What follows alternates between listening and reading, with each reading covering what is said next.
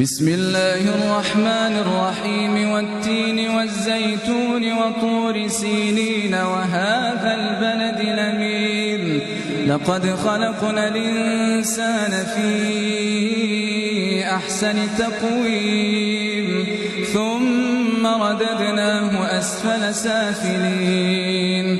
إلا الذين آمنوا وعملوا الصالحات فلهم أجر غير ممنون فما يكذبك بعد بالدين أليس الله بأحكم الحاكمين